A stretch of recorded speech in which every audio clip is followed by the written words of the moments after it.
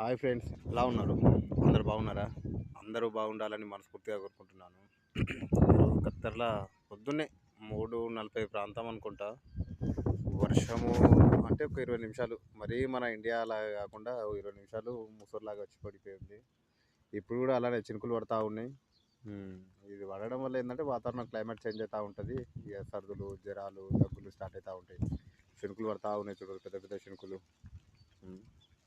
కనిపిస్తలేదు కదా మీకు? ఇప్పుడు ఎట్లున్నది వాతావరణం, మొత్తం చీకటి అయిపోయింది. అందుకే ఏం కనిపించడం లేదు.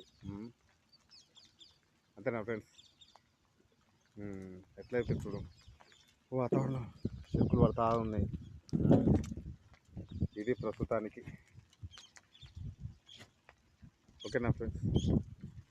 ఉమ్ముతుందనుకో ముసురు అయితే.